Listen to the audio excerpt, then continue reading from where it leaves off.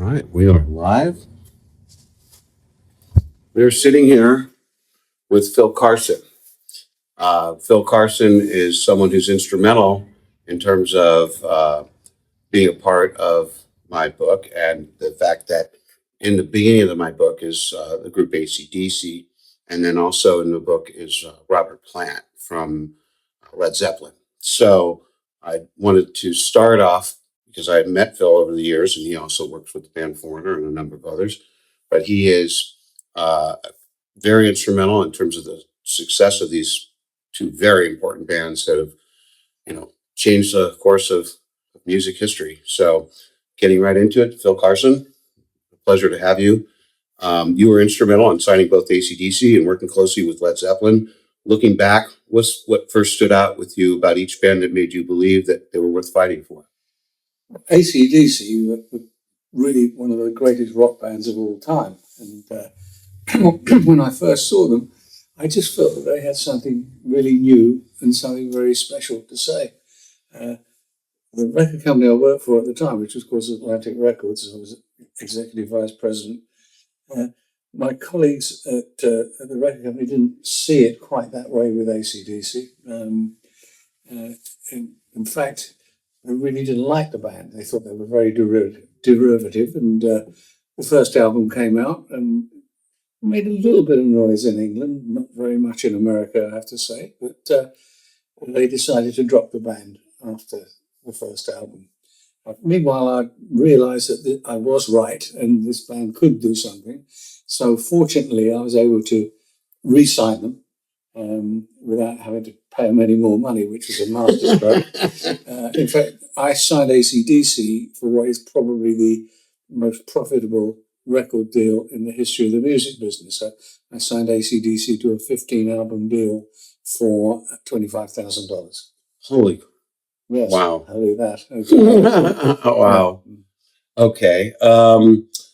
What was the music industry environment like at that time when you signed AC/DC? Were there obviously you were just talking about the pushback internally, and I heard that they wanted to drop the band after hearing Dirty Deeds. So No, I think I just told you. Yeah, they did drop the band before they heard Dirty Deeds. Yeah. Okay.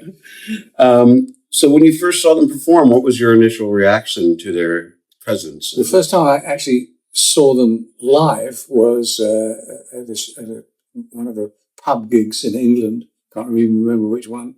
The first time I saw them on a video was A Long Way to the Top with Bon Scott playing the bagpipes and oh gosh, yeah. So forth. They were just a great rock and roll band, and they never professed to be anything more than that. So was that when you recall do you recall a specific moment when you saw the Angus Brothers and Bon Scott that you just went, these guys are. Well, I'd already signed them by that time, so I was kind of, I was gratified to see that what I observed on the video, actually, they carried out into live performance. Yeah. What do you think has allowed AC/DC to be so timeless after all these years? Just being very good at what they do and sticking to what they know, which is four on the floor rock and roll. Okay. All right. Is there an AC story from your personal experience that you feel people still don't know but should? I can't really think there's anything important enough that I think their work stands for itself. What they've done is amazing. That to this day, what is it? Over 54 years later, they're still selling out stadiums. I think that's matter of fact. I was gonna wear my AC/DC shirt that I got from the Rose Bowl, and then I thought, I couldn't do that because then all the other artists would be like, "Why aren't you wearing my shirt?" So I don't think they care, Gary. But I definitely went to see them on their 52nd anniversary tour. This at the Rose Bowl, and they were amazing. Also we talk a little bit about Robert Plant and Led Zeppelin, and you were an instrumental in terms of being almost like another member of the band.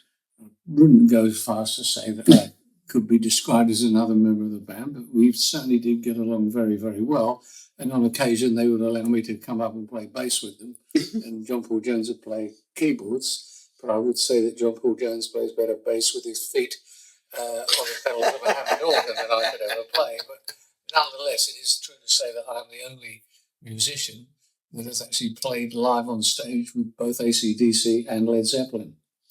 Wow. Okay. That's pretty amazing to say. And that's why, again, you are sitting in this chair. Led Zeppelin was already an iconic band when you worked closely with them. What was, managing and supporting a band like that like?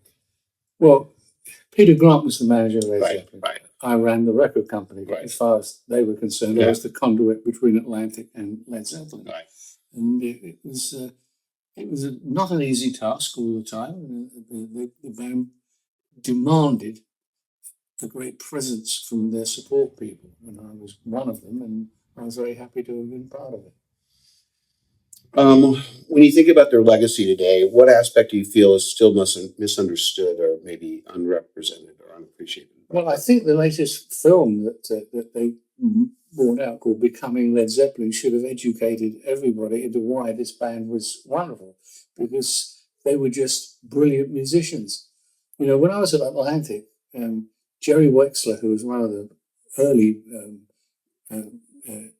vice presidents of the company, in fact, he was one of the producers that created so much great music with Aretha Franklin and Otis Redding and a myriad of other artists. And was a wonderful signer of talent. He knew great music and how to get it. And he always said to me, if you're going to sign a rock band, make sure that one of the musicians is a virtuoso, because virtuoso musicians don't play with good musicians, they only play with great musicians. But if you think about the lineup of Led Zeppelin, there were 4 virtuoso musicians, and that is probably one of the reasons of the incredible longevity of their music. That's interesting. By the way, my first experience with all this was when I found out my cousin was in the band Kansas, and he's a virtuoso violin player. Sure, yeah. And all those guys were really amazing musicians, and that's why, again, Kansas, those songs have stood the test of time. They sure did. Yeah. And so, was there ever a moment when you realized Led Zeppelin had reached a level of cultural influence beyond music? I suppose when the 4th album came out, with nothing on the cover, no name of the band, no title, nothing, and it started to sell in the incredible quantities it did, I think that was maybe the moment when we realized that it had gone into another place. Right. Stairway to Heaven, of course, was the driving force, and that to this day is one of the greatest rock songs of all time. Without question. And also, when you don't want to hear Guitar Center. Yes, not allowed. Both AC/DC and Robert Plant appear in my book. When you look at the iconic images of these artists, do you think of any memories, behind the scenes stories that come to mind that you saw when you saw some of those pictures? Not that I'm prepared to tell you. Okay. Okay. Do you think that the photos in the book kind of captured the moments and the essence of those artists? I think that some of those photographs, which I believe you took, Yes, of course, are really rather good, and particularly of Angus Young. I think you really captured the essence of the artist with that. And I saw a great one you did with Stevie Nicks, and I thought was pretty fabulous. Yeah, no, there's so many of the artists that are in the book that are unfortunately no longer alive. And that's why, we're going to try to do our interviews with them. And again, I'm going to try to reach out to Brian and possibly Angus and whoever. And next on our list is, besides AC/DC, is Aerosmith. So Steven is still there, and Joe Perry. So we're going to try to do that. But then, Tom Petty, who's in the book, unfortunately, that's the way it goes. When you reflect on your entire career, and where do you think AC/DC and Led Zeppelin sit in the story of your life? I know you've done a book, right? And I No, I've not done a book. Well, I would do a book for you. Read it. I thought you did a book. No. Okay, well, I'm sorry that I thought. Okay, well, I would read it because I think your stories are really interesting. So, I mean, how does these artists mean, and what do they mean to you personally? Well, for a start, they were very close personal friends for much of the time, particularly Robert. And Von Scott was a real close friend of mine, and I'm so sorry we lost him.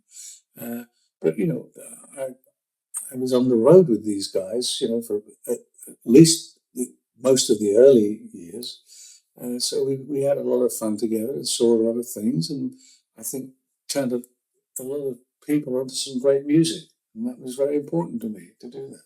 Yes, and then in this day and age, that music lives on, and it'll live on after you and me, and that's an amazing feat to accomplish. I mean, my book is in the Rock and Roll Hall of Fame. My mother used to be like, "I want my son to accomplish something." Now my book is on her coffee table, so she feels like, and that's important because we all want to accomplish things in this world. And I know that you signing and working with these major artists is a massive accomplishment, and I thank you for taking the time to sit down with us today. Gary, I appreciate it. It's always a privilege to see you. Thank you so much, Thank Phil. you for coming. Mhm.